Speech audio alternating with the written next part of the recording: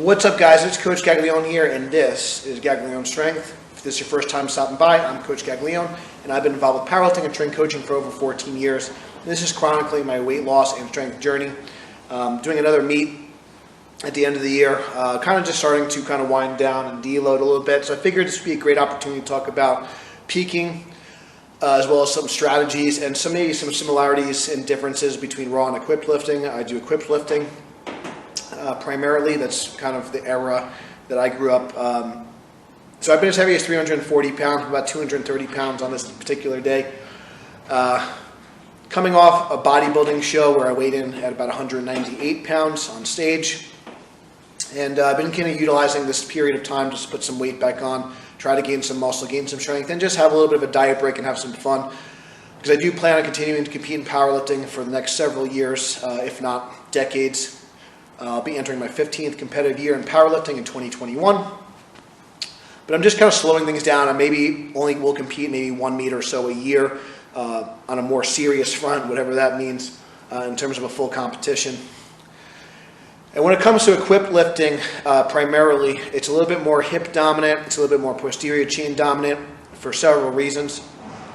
So if you guys are not familiar with equipped lifting, you can definitely check out some of my previous vlogs and see some of the differences when I wear a squat suit, when I wear a deadlift suit, or a bench shirt. But essentially, I like to use the comparison. You can run a race on foot, you can run a race on a bicycle, or you could be a NASCAR driver. They're all races, and they're kind of related, but they're also kind of different, and they're all a little bit different. But in terms of like someone sprinting on foot or sprinting on a bike, you still need to be fast. You still need to have, speed. But utilizing a different piece of equipment to help aid you in that event will drastically either increase or decrease your speed. And just because you're a fast runner doesn't mean you're fast on a bicycle and vice versa. So that's kind of the best way I can kind of explain it. The equipment will provide some compression on a particular joint. For the squat suit and the deadlift suit, it's going to provide more compression at the hip. And the deadlift and the bench shirt will provide more compression at the shoulder joint. So you actually sometimes need to actually literally pull yourself down into the bottom position, and it kind of loads you up like a spring, like a slingshot. Hence, Mark Bell's device. Your muscles will stretch just like the material will stretch, and it'll compress on the way up. So the lockout becomes more important. Your speed, explosiveness becomes more important, but even more so, stability is key. So in terms of the upper body, stabilizing the shoulder joint and the upper torso, the muscles of the upper back are really, really important. So when we're squatting, engaging and holding this position is going to be really important. So this is a lot of lats. When we're benching, holding this position, so that's external rotators as well as rear delts in your upper back, your scapular retractors. In the squat, also your scapular depressors. So this is elevation, this is depression.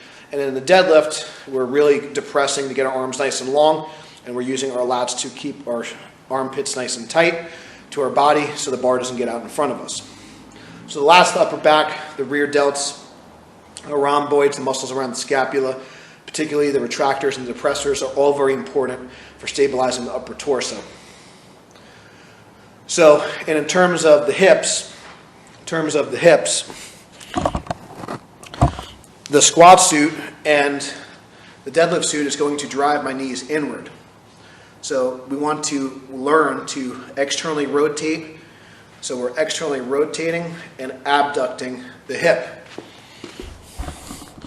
So the muscles of your external rotators and your abductors, anything that kind of drives your knees out or brings your hips out to the side and also extends the hips, so the muscles of your glutes, your abductors, your external rotators, all those muscles are going to be highly important for keeping your position, and especially in a wide stance squat and a sumo deadlift.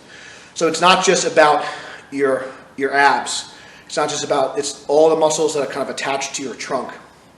So the upper back and the muscles surrounding the hip musculature are going to be extremely important for holding your spinal position and allowing yourself position in the bottom of the squat and the deadlift and the upper back in the bench press. And even the legs to an extent for just kind of getting better leg drive and better support. So one of the things I like to do during a peaking phase is utilizing exercises that will emphasize either isometric or isometric emphasis. So when we say isometric emphasis, that's basically pauses in your kind of shortened position. So kind of your lockout positions. Or so you could do just static holds, or you could do repetitions with longer holds for time. So these are really some great strategies that both a raw or an equipped lifter can use, especially an equipped lifter. Because one of the downsides of equipped lifting is it's really hard to practice that full body tension and what it kind of feels like in the bottom of a squat, the bottom of a bench, the bottom of a deadlift, without really loading your joints heavily, especially spinal loading. So when it comes to specificity, it's really important to practice the competition lift in your competition stance, in competition equipment. But the downside of equipped lifting is it's much more taxing on your central nervous system because you are overloading your system. You're doing more super maximal loading what you could do in just a belt or just knee sleeves or just wrist wraps. So in order to kind of practice the skill of full body tension, we could utilize some of these exercises. So for example, we could do something like a lat pull down hold with a hip circle hold. So we're utilizing the upper back and the hips. We could do a row with a hip circle with hip extension. We could do a row with the elbows out to get more of the rear delts and kind of mimic a bench press position. So this is called a pronated grip, or we can kind of do a neutral grip, which emphasizes more of the lats. And I could do that with a straight leg. And that's going to mimic more of kind of a deadlifting type position. I could also kind of do some kind of band pull apart type movements on a back extension machine. So I'm kind of working the hip extensors and kind of my rear delts and upper back simultaneously. Or the most classic one is just kind of a band pull apart position with a squat with a hip circle.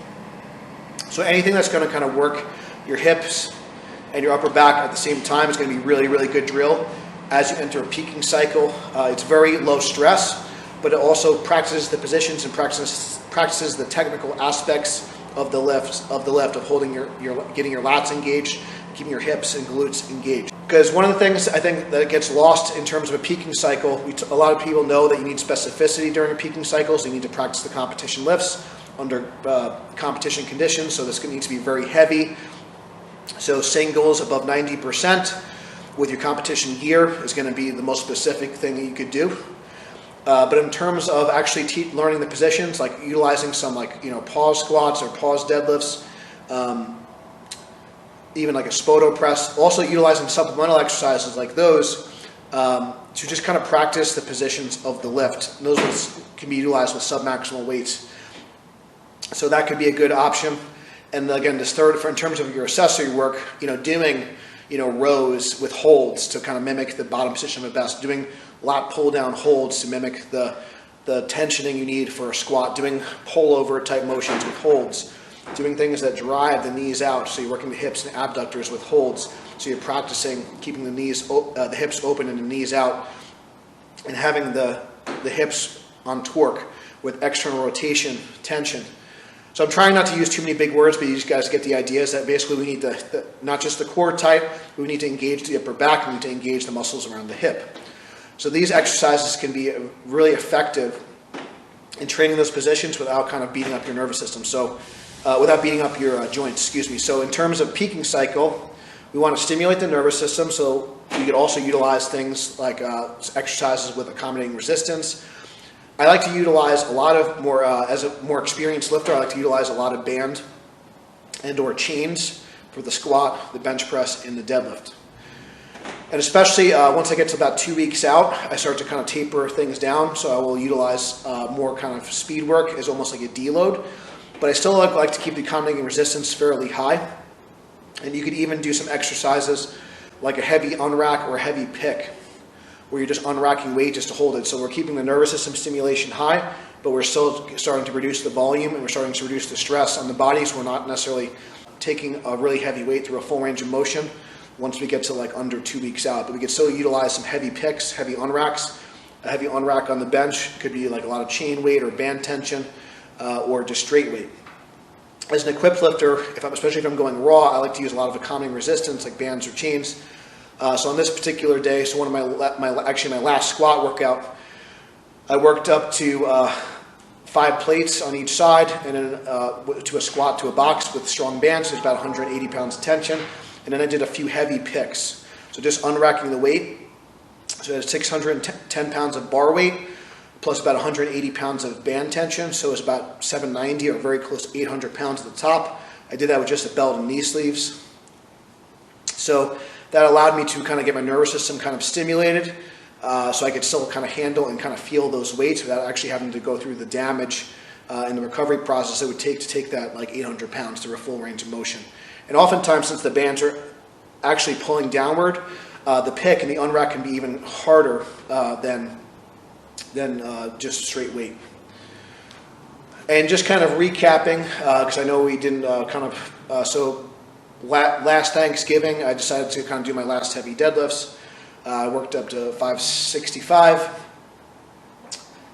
605, and then 655. So the 605 and 655 are with reverse bands. So that's kind of like a projected around third attempt, something above 630. That worked out pretty well as well. So did my last heavy deadlifts last week. And so this week, just kind of doing some work with accommodating resistance for the squat, the bench, and then the deadlift. And we'll be utilizing some of those kind of core movements, if you will, just so I can practice my lat tension, practice keeping my hips on tension through a longer period of time. Especially when it comes to equipped lifting, a lot of times your descent needs to be a little bit slower because you're building up so much pressure in the squat suit, in the bench shirt. So utilizing isometric emphasis movements that will stimulate your lats, upper back, rear delts, the abductors, the external rotators, and the glutes are going to be a really good option for you. So whether you're a raw or unequipped lifter, just learning to create more full body tension through your entire trunk. So that's not just your abs, but also, like I said, the muscles of the upper back and around the hip. So give those a try, especially if you're just having, maybe you're someone that has trouble feeling their lats and upper back, or has trouble kind of feeling their glutes working. I've had as heavy as 900 pounds. My back this cycle, my lower back feels amazing. And I think that's a testament to learning to get as much of the musculature around my spine firing to hold that position. So give those a try, especially if you're somebody that really has a hard time like getting away from heavy lifting and you want to just kind of go to the gym the week of the meet. These are some exercises that are very low cost and very like high reward, and you can still allow for a lot of recovery. So if you want to kind of go to the gym during the week of your meet and you don't want to kind of put a bar on your back, or maybe you just need some time off from the bar, give some of these movements a try. You can also utilize these movements with a shorter time, lower reps as even like an activation if you're a newer lifter, or you can do these for longer durations and a larger amount of repetitions and do these as accessory work. So both can work. But that's basically it. So I want you guys to give those a try. I think you want to think about all these drills are called reactive neuromuscular training.